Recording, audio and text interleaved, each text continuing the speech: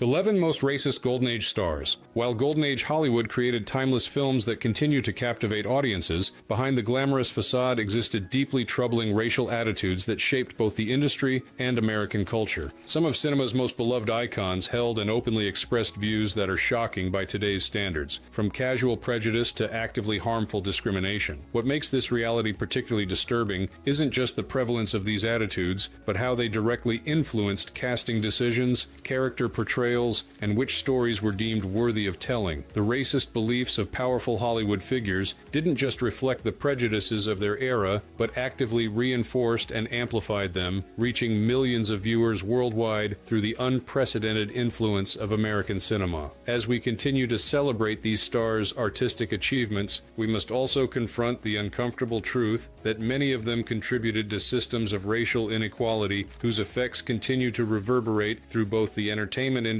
and broader society today. But here's what makes this examination of Hollywood's racist past particularly compelling. Many of these stars' attitudes weren't simply products of their time, but reflected complex, often contradictory relationships with race that reveal much about America's evolving struggle with its racial history. Several Golden Age icons who publicly expressed racist views, privately supported civil rights causes, or maintained close friendships with black performers they wouldn't acknowledge in public, exposing the complicated psychology of American racism. Even more revealing, some stars' racist behaviors actually evolved significantly throughout their careers, with early prejudice giving way to genuine advocacy as both Hollywood and America gradually confronted their racist foundations. Perhaps most surprisingly, several black performers of the era developed nuanced perspectives on working with openly racist white colleagues, recognizing that strategic cooperation sometimes offered the only path to incrementally improving representation in an industry built on exclusion. The full story of racism in Golden Age Hollywood isn't simply about identifying villains, but understanding how America's most influential cultural medium both reflected and shaped the nation's painful journey toward confronting its foundational racial inequities, a journey that remains unfinished today. So which Golden Age stars held the most problematic racial attitudes, and how did their perspectives influence both their careers and Hollywood's broader approach to racial representation? Let's explore 11 major Hollywood figures whose troubling racial views reveal the complex and often disturbing relationship between stardom, power, and prejudice during cinema's formative decades. 1. John Wayne, the all-American icon's shocking views. John Wayne's status as the quintessential American hero makes his explicitly racist views particularly disturbing. While many stars of his era held privately prejudiced attitudes, Wayne stands out for his willingness to express blatantly racist perspectives publicly, most notoriously in a 1971 Playboy interview that continues to shock readers today. In that interview, Wayne stated, "I believe in white supremacy until the blacks are educated to a point of responsibility. I don't believe in giving authority and positions of leadership and judgment to irresponsible people." He continued with equally disturbing comments about Native Americans. "I don't feel we did wrong in taking this great country away from them. There were great numbers of people who needed new land,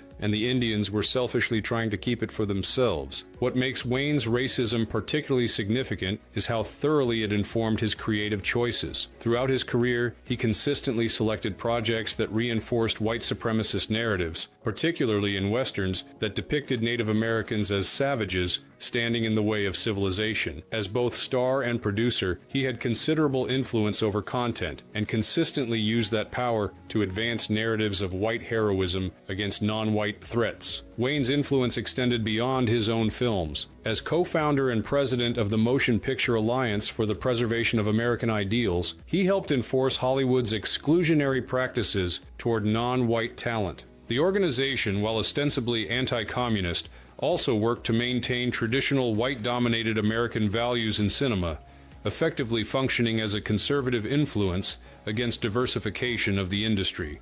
What's particularly troubling about Wayne's legacy is how his problematic views were sanitized during his lifetime. Despite his explicitly racist statements, he received the Presidential Medal of Freedom in 1980 from President Jimmy Carter, and his heroic image has remained largely untarnished in American popular culture. Orange County's airport continues to bear his name, despite growing calls for its removal based on his documented racist views. Film historian Gerald Horne notes, "Wayne wasn't simply a man with private prejudices, was, but someone who actively used his tremendous influence to reinforce systems of racial oppression, both on and off screen. His consistent choice of projects, demonizing Native Americans, and his public statements against civil rights advancements made him an active participant in maintaining white supremacy during a pivotal era in American race relations. 2. Clark Gable, the King of Hollywood versus Gone with the Wind's black cast. Clark Gable's relationship with race reveals the complex contradictions that often characterized Golden Age stars' attitudes. While in many ways more progressive than some contemporaries, Gable's behavior during the making of Gone with the Wind, 1939, exposed troubling aspects of even enlightened white stars' racial perspectives. When Gable learned that the Culver City lot where Gone with the Wind was filming had segregated restrooms, he reportedly threatened to quit unless black cast members were given equal facilities. This stance, remarkable for its time, suggests a man opposed to the most obvious manifestations of Jim Crow discrimination. Similarly, he developed a strong professional respect for Hattie McDaniel, who would become the first black performer to win an Academy Award for her role as Mammy in the film. However, Gable's apparent progressiveness had clear limits that reveal much about white liberal attitudes of the era. Despite his restroom ultimatum, Gable did nothing to address the fundamental problems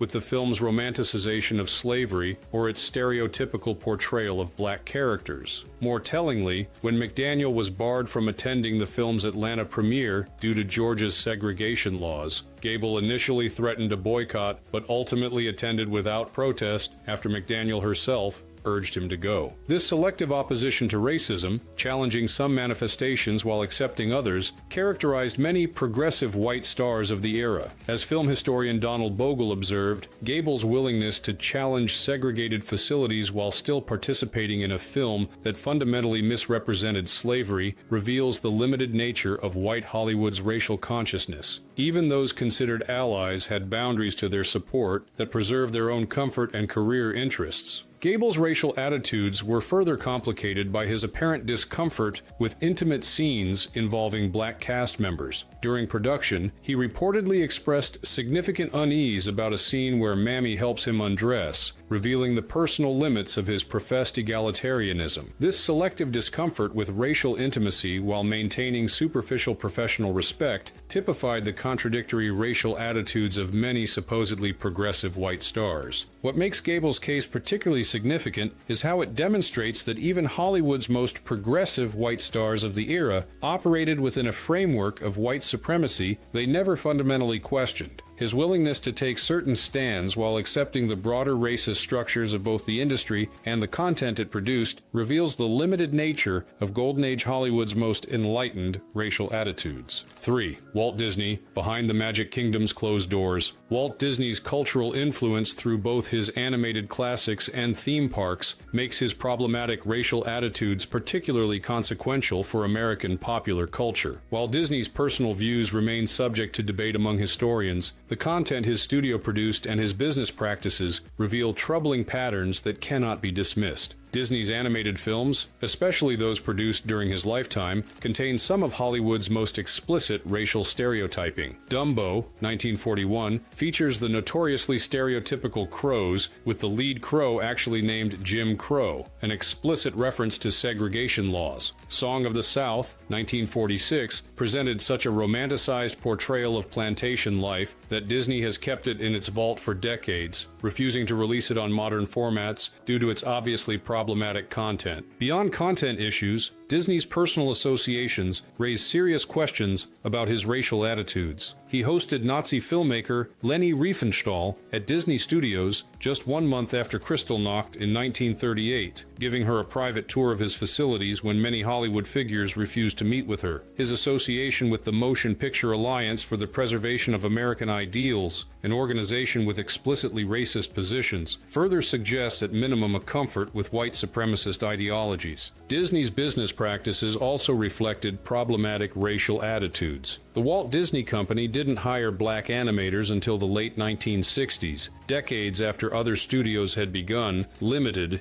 integration. Disney theme parks similarly maintained discriminatory hiring practices well into the 1960s, suggesting a corporate culture that reflected its founders' perspectives on race. What makes Disney's case particularly significant is the extraordinary reach of his cultural products, especially to children. As animation historian Tom Sito noted, Disney wasn't just creating entertainment but shaping fundamental cultural narratives for generations of children worldwide. When those narratives contained racist stereotypes or exclusively white perspectives, they normalized exclusion and bias in particularly powerful ways because they reached audiences at their most impressionable. The debate over Disney's personal views versus his studio's content reflects the complex questions around assessing historical figures' racism. Whether Walt Disney personally held explicit racist views may be less significant than the demonstrable fact that the entertainment empire he created consistently produced content that reinforced racial stereotypes and excluded non-white creators from participation in its creation. Animation historian Lee Unkrich summarizes this perspective. The question isn't whether Walt personally hated any particular group, but whether his creative and business decisions reinforced systems of racial exclusion and stereotyping. By that measure, Disney's legacy includes significant contributions to America's problematic racial imagery, regardless of his personal feelings. 4. Marion Davies, the publishing power behind racist campaigns. Marion Davies is typically remembered for her relationship with newspaper magnate William Randolph Hearst and her transition from Ziegfeld showgirl to screen star. What's less discussed is how she actively supported and benefited from some of the most destructive racist media campaigns in American history through her connection to Hearst's publishing empire. While Davies herself left few documented racist statements, her decades-long partnership with Hearst made her a direct beneficiary of and participant in his newspaper's virulently racist content. Hearst publications consistently promoted white supremacist viewpoints, campaigned against immigration from non-white countries, and portrayed black Americans in deeply dehumanizing ways. Davies not only never objected to these editorial positions, but actively used the power of Hearst's media empire to advance her career. What makes Davies' case particularly significant is how it exemplifies the way many Hollywood figures privately leveraged racist power structures while maintaining publicly neutral stances. As film historian Kevin Brownlow observed, Davies represents how white Hollywood figures could benefit from explicitly racist systems without personally making racist statements. Her willingness to build her career on Hearst's media platform, which routinely dehumanized non-white Americans, made her a participant in systemic racism regardless of her personal views. Davies' relationship with Hearst provided her extraordinary influence over content in his newspapers and magazines, which she frequently used to attack rivals and promote her films. This same media apparatus regularly published content promoting the Ku Klux Klan in the 1920s and opposing anti-lynching legislation, making Davies' willing association with it a significant moral choice. The lavish parties at Hearst and Davies' San Simeon estate were famously exclusive, with black guests extremely rare exceptions. Even in liberal Hollywood, their social circle maintained rigid racial boundaries that reflected the segregated America their media empire helped preserve. When Davies did interact with black performers professionally, it was typically in scenarios where they played stereotypical, servile roles, reinforcing rather than challenging prevailing racial hierarchies. What's particularly troubling about Davies' legacy is how her association with Hearst's racist publishing empire has been largely erased from her cultural memory. Modern portrayals, like Amanda Seyfried's sympathetic depiction in Mank, 2020, focus on her as a victim of sexist treatment while ignoring her willing participation in a media company that caused tremendous harm to non-white Americans through its promotion of white supremacist ideologies. Film critic Angelica Jade Bastien notes, "The rehabilitation of Marion Davies' reputation addresses the sexism she faced while conveniently ignoring how she benefited from and supported a media empire built on racist ideology. This selective historical memory continues the Golden Age tradition of making white women's experiences visible while erasing the experiences of those harmed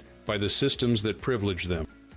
5. Bing Crosby, America's beloved crooner's double standard. Bing Crosby's wholesome public image as America's relaxed, pipe-smoking musical father figure concealed complicated and contradictory racial attitudes that exemplify Hollywood's performative approach to racial inclusion. Crosby's career includes both groundbreaking moments of cross-racial performance and troubling instances of exploitation that reveal the limits of Golden Age Hollywood's progressive racial politics. Crosby is often credited with helping to introduce black music to white audiences, particularly through his admiration for and collaboration with jazz musicians like Louis Armstrong. Their duet on Gone Fishin' and performances together in films like High Society, 1956, represented rare instances of apparent racial equality on screen during the era. Crosby also refused to play the Paramount Theater when black performers couldn't appear on the same stage, suggesting genuine opposition to certain forms of segregation. However, these seemingly progressive actions existed alongside more troubling behaviors. Throughout his career, Crosby performed in blackface multiple times, including in Holiday Inn, 1942, where he appeared in dark makeup and a wig while singing Abraham for the film's Lincoln's Birthday sequence. Unlike some contemporaries who later expressed regret for such performances, Crosby never acknowledged the problematic nature of these portrayals. What makes Crosby's racial attitudes particularly significant is how they exemplify the selective racial progressivism common among white entertainers of the era. As music historian Elijah Wald noted, Crosby represents the complex middle ground of white performers who genuinely appreciated black musical innovations while still feeling entitled to appropriate those innovations in problematic ways. He could respectfully perform with Armstrong while still thinking nothing of donning blackface in the same period. Crosby's production company, which created his radio and television shows, maintained overwhelmingly white hiring practices despite his personal relationships with black performers. This gap between individual cross-racial friendships and systemic exclusion typified Hollywood's approach, where personal relationships with selected black entertainers often substituted for meaningful integration of the industry. The Armstrong-Crosby relationship particularly reveals the complicated racial dynamics of the era. While Crosby genuinely respected Armstrong's musical genius, their on-screen interactions still required Armstrong to perform with the broad, non-threatening persona expected of black entertainers in white-dominated media. Armstrong was allowed entry to white entertainment spaces precisely because he had mastered the performance of non-threatening black joy that white audiences found acceptable. Jazz historian Kryn Gabbard observed, Armstrong's collaborations with Crosby occurred within strict parameters that never threatened white supremacy. Armstrong could share the screen with America's beloved crooner precisely because he had perfected a persona that reassured rather than challenged white audiences. Crosby's comfort with Armstrong, alongside his comfort with blackface performances, reveals how even progressive white entertainers maintained racial hierarchies while making superficial gestures toward integration. 6. Cecil B. DeMille, the director who shaped biblical whiteness. Cecil B. DeMille's biblical epics defined religious imagery for generations of Americans, making his approach to race particularly influential in shaping how audiences visualized religious narratives. As director of films like The Ten Commandments, 1923 and 1956, Samson and Delilah, 1949, and The King of Kings, 1927, DeMille consistently presented explicitly Middle Eastern biblical stories through a lens of white European imagery that fundamentally distorted historical reality. DeMille's racial politics extended beyond whitewashing biblical stories. His 1915 film, The Cheat, featured Asian American actor Sesue Hayakawa as a predatory villain attempting to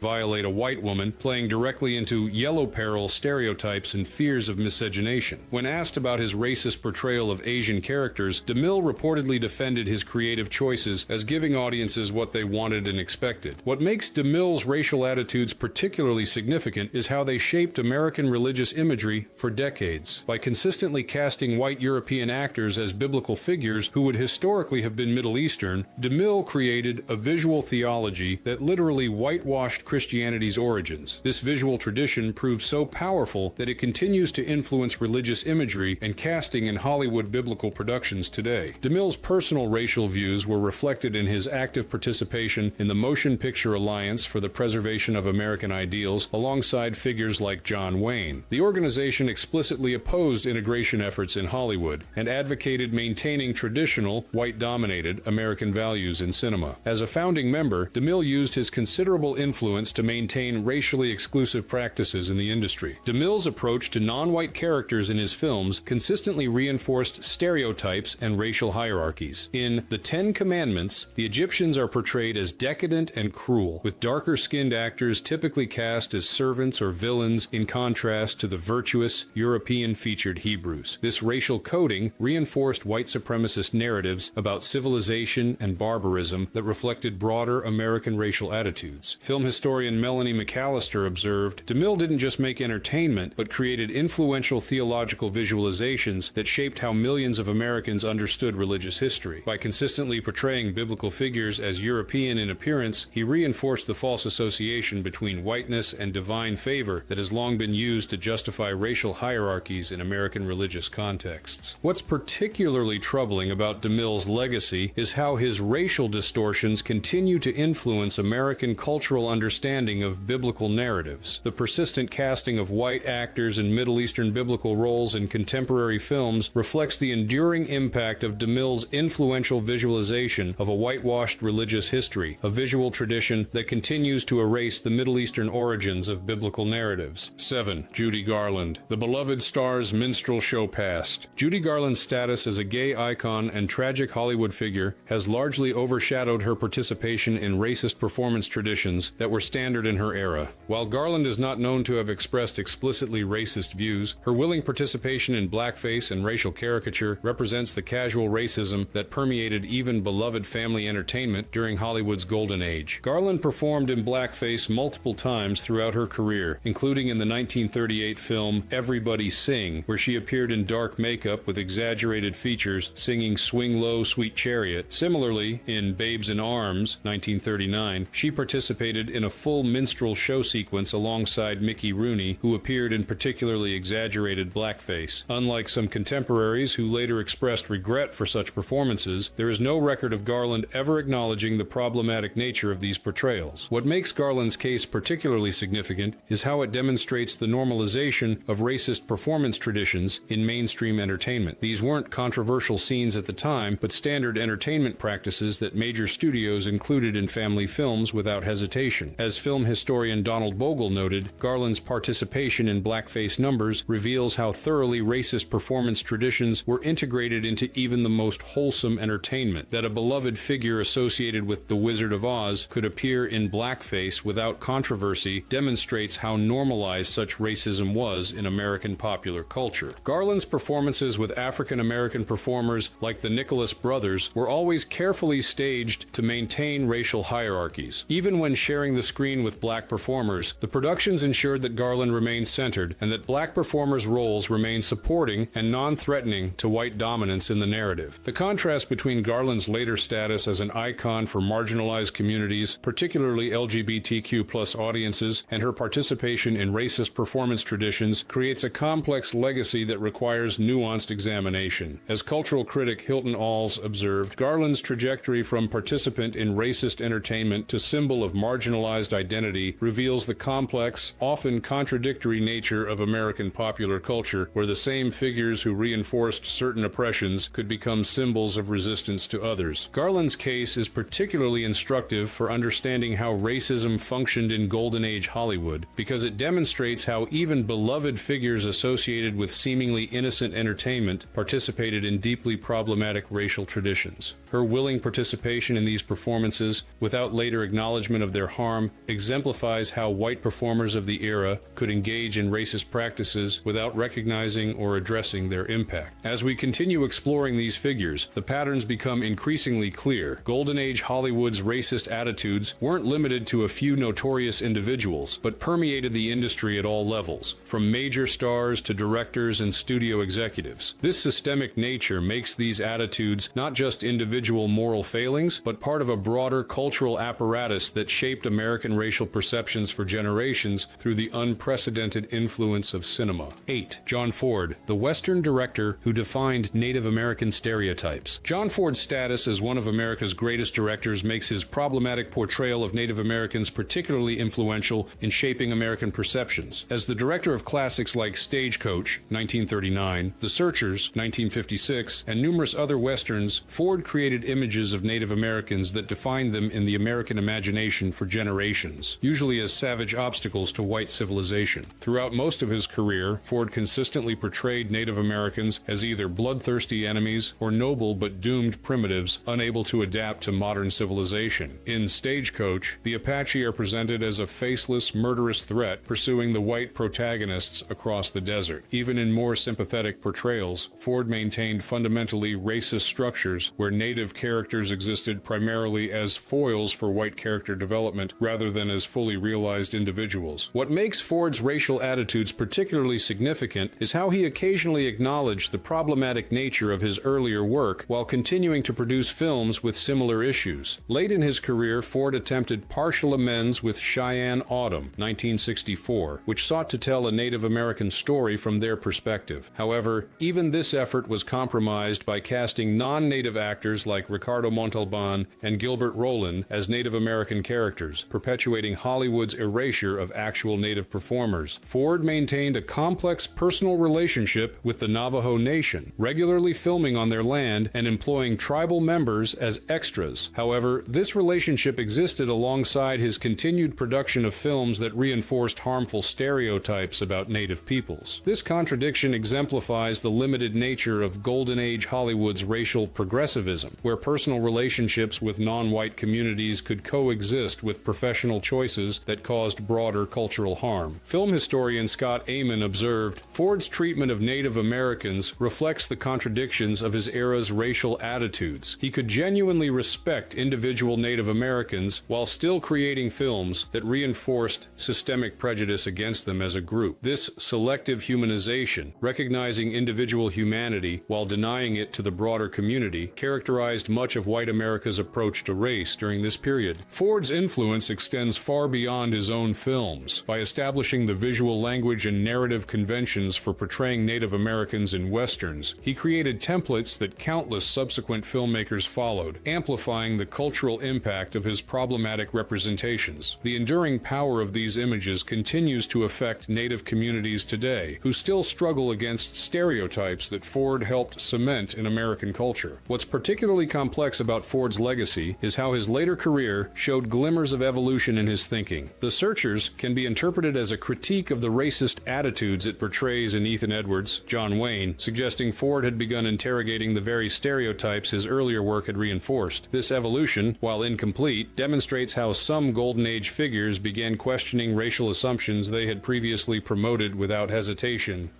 9. Shirley Temple, America's Sweetheart and Racial Inequality. Shirley Temple's status as the quintessential child star of the 1930s makes her frequent performances alongside black performers in stereotypical roles particularly revealing of Hollywood's approach to race during the Depression era. While Temple herself was a child following adult direction rather than making independent creative choices, her films nonetheless provide disturbing examples of how even the most wholesome Golden Age entertainment reinforced racial hierarchies. Temple's most famous interaction with a black performer came in The Little Colonel, 1935, where she danced with Bill Bojangles Robinson on a staircase, a scene often incorrectly cited as the first integrated dance sequence in Hollywood history. While groundbreaking in some respects, this and other Temple-Robinson collaborations still maintain strict racial boundaries. Robinson invariably played servant roles, and their relationship always reinforced white superiority despite their apparent on-screen camaraderie. What makes Temple's films particularly significant is how they used a child's innocent perspective to present racial inequality as natural and benign. In films like The Littlest Rebel, 1935, Temple's character moves comfortably among black servants who are portrayed as childlike themselves, happy with their subordinate status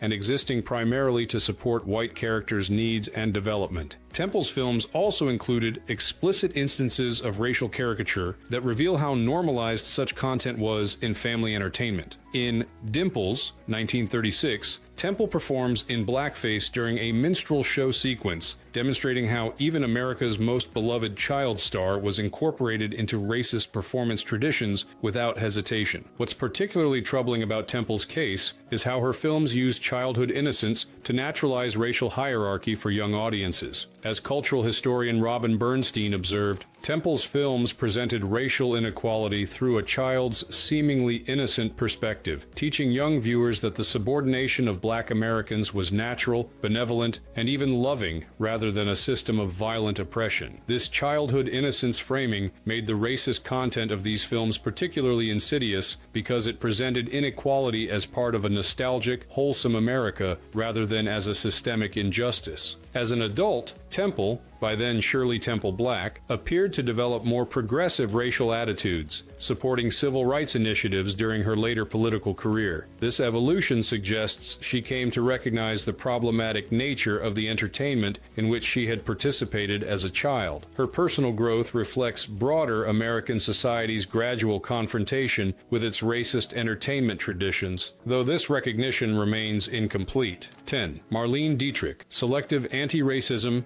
and Nazi Resistance. Marlene Dietrich presents one of Golden Age Hollywood's most complex racial legacies, a star who took genuinely courageous anti-Nazi stands while simultaneously participating in racist portrayals of other groups. Her contradictory positions reveal how even the era's most politically progressive performers maintained inconsistent approaches to different manifestations of racism. Dietrich's opposition to Nazism was genuine and brave. After leaving her native Germany for Hollywood, she refused lucrative offers to return as Hitler's showcase star, instead becoming an American citizen and performing for Allied troops during World War II. This principled stand against anti-Semitism and fascism represented genuine moral courage at potential personal cost. However, this same Dietrich appeared in Shanghai Express, 1932, alongside Swedish actor Warner Oland in Yellowface as a Chinese warlord, and in Blonde Venus, 1932, performing in a gorilla suit that she removes to reveal herself in blackface. These performances reinforced dehumanizing stereotypes about Asian and black people, even as Dietrich took principled stands against anti-Semitism. What makes Dietrich's case particularly significant is how it reveals the selective nature of even progressive Hollywood figures' anti-racism. As film historian Sabine Hake noted, Dietrich exemplifies how Golden Age stars could maintain seemingly contradictory positions on different manifestations of racism. Her genuine opposition to Nazi anti-Semitism existed alongside her apparent comfort with yellowface and blackface performances, revealing how even politically engaged performers often failed to recognize connections between different forms of racial oppression. Dietrich did develop relationships with black performers like Lena Horne and actively opposed segregation at USO shows during World War II, refusing to perform for segregated troops. Yet these principled stands coexisted with her participation in films that reinforced racial stereotypes, creating a complex legacy that defies simple categorization. What's particularly revealing about Dietrich's inconsistent approach to racism is how it reflected broader patterns among politically progressive Hollywood figures. Many stars who opposed fascism and anti-Semitism failed to recognize or challenge other forms of racism, particularly those embedded in Hollywood's standard practices. This selective opposition to racism, challenging some manifestations while participating in others, characterized even the most progressive figures of Golden Age Hollywood. Cultural critic Karina Longworth observed, "Dietrich's contradictory positions reveal how Hollywood's European émigrés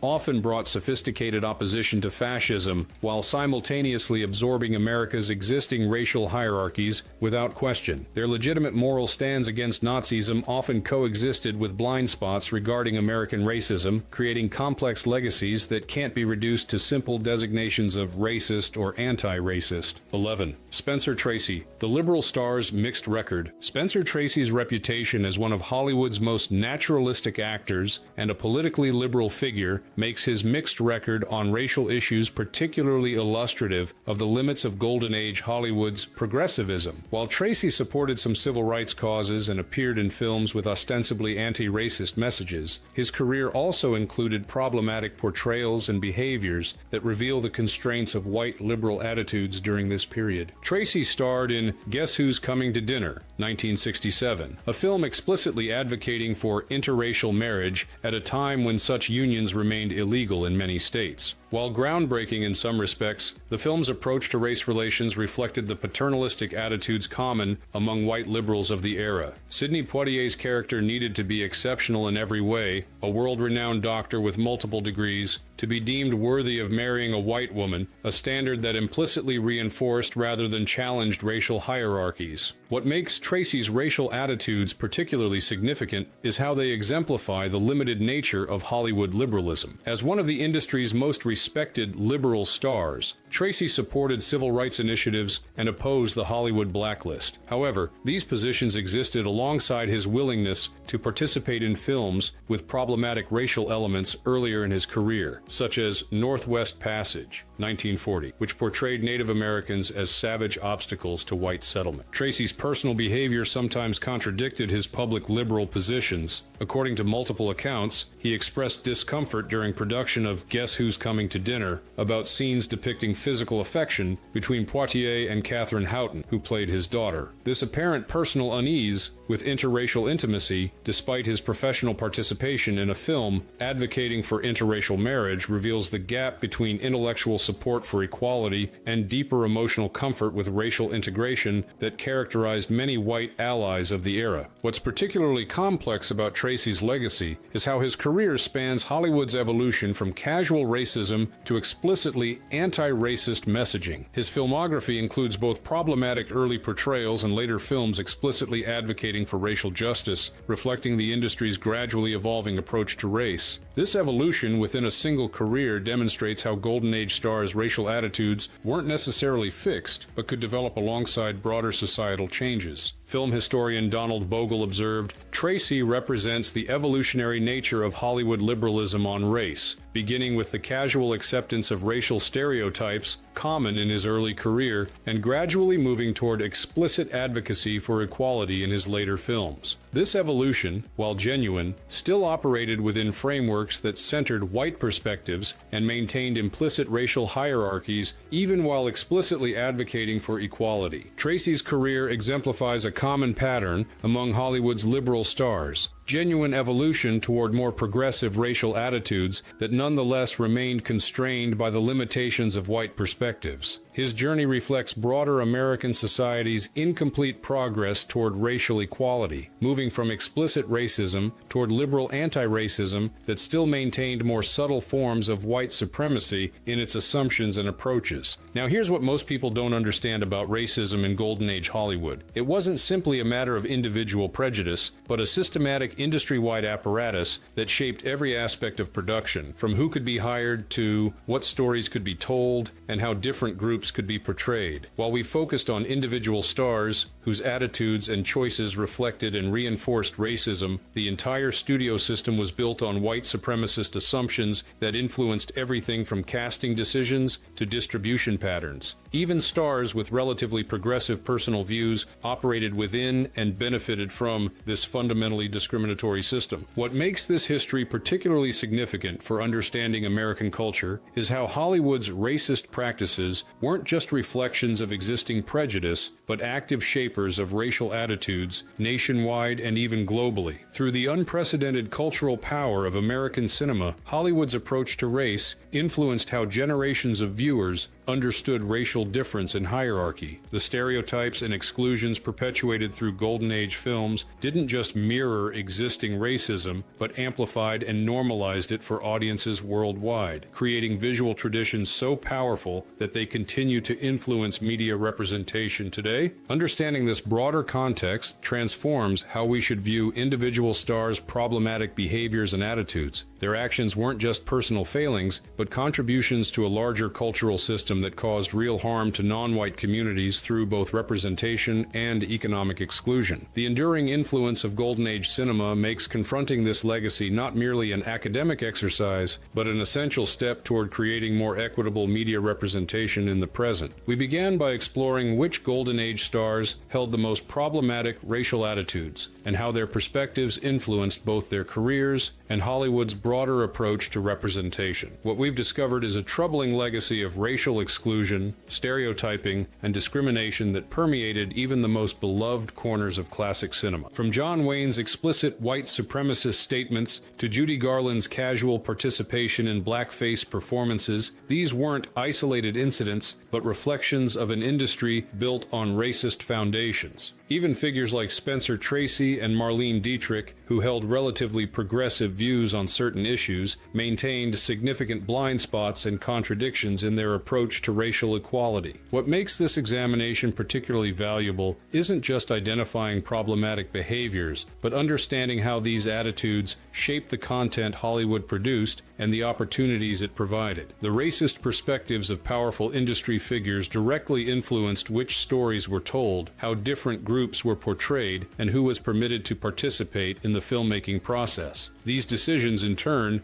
shaped audience perceptions and reinforced racial hierarchies in American society and worldwide. As we continue to celebrate the artistic achievements of Golden Age cinema, we must simultaneously confront its deeply problematic racial legacy. This isn't about canceling beloved films or stars, but developing a more complete understanding of how entertainment both reflects and shapes social attitudes. By acknowledging the racist elements in classic Hollywood, we can better appreciate the progress that has been made while recognizing how much work remains to create truly equitable media representation. Perhaps the most valuable insight from examining this difficult history is recognizing that racism in Hollywood wasn't simply a product of different times, but a system actively maintained through specific choices by influential figures. Understanding these choices and their consequences helps us identify similar patterns that persist in contemporary media, allowing us to address ongoing inequities more effectively. If you appreciated this exploration of Hollywood's complex racial history, please hit the like button